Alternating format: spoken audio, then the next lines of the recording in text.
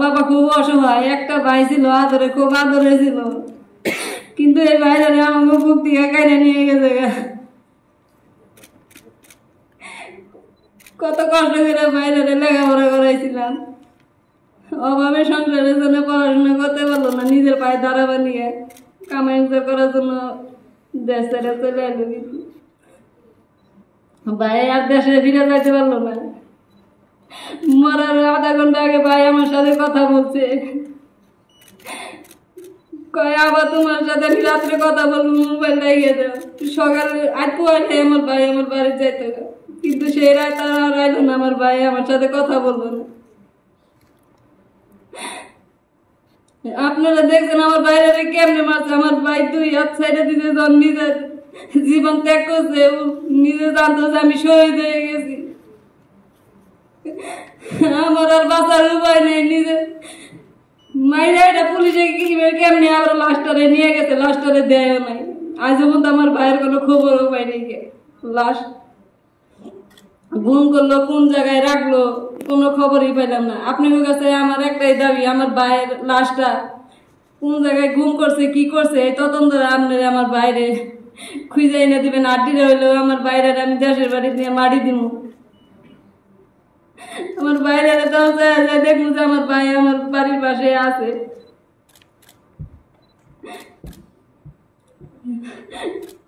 আমি এখানে বক্তব্য শেষ হচ্ছে, আমি কথা বলতে পারবো না।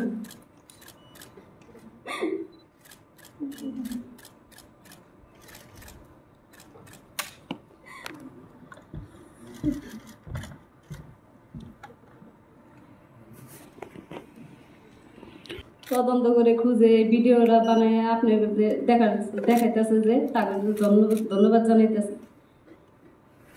আমার ভাই হৃদয়, আমার নাম জেসমিন আক্তার, মোহাম্মদ হৃদয় আমার ছোট ভাই। আমি সবার বড়, 2 বোনের 1 ভাই ছিল। আমার বাবা মা অনেক গরিব দেখে আমার ভাই বেশি পড়াশোনা করতে পারে নাই, ইন্টারে ভর্তি হয়েছিল, পড়াশোনা করতে পারে নাই। অভাবে সংসারের জন্য ঢাকা শহর আসছিল, গাড়ি চালাইতে, অটো চালাইতে আইছিল। 2024 সালে 5 আগস্ট আনন্দ মিছিলে আমার ভাই অংশগ্রহণ করছিল। ওই জায়গায় আমার স্বামীও ছিল, কিন্তু ওই জায়গায় মিছিলে যাওয়ার সময় পুলিশের দাওয়া খাইয়ে গুলাগুলি গ্যাস আসছিল। তখন আমার ভাই নিজের জীবন বাঁচানোর জন্য এক জায়গায় যে লুকাইছিল। আপনারা দেখেন ভিডিও, আমার বাইরে কেমনে করে ধরে নিয়ে গুলি করে হত্যা করলো।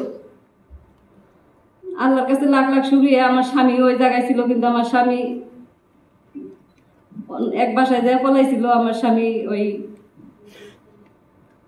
নিজের জীবন করার জন্য পলাই। আমি অত কথা বলতে পারি না, আমি শিক্ষিত মানুষ না, কিন্তু আমার ভাইয়ের যেভাবে এভাবে নিরমভাবে হত্যা করছে, আপনাদের কাছে সবার কাছে এই বড় বড় আইনজীবী আছে, আছে, স্যারের কাছে আমি আমার এই আবেদন জানাই, যারা এই মৃত্যুর পিছনে যারা হাত আছে, তাকে সবার শাস্তি চাই, আমি তাদের বিচার চাই। আমার বাইরে যে এইভাবে যারা নিরমভাবে হত্যা করছে,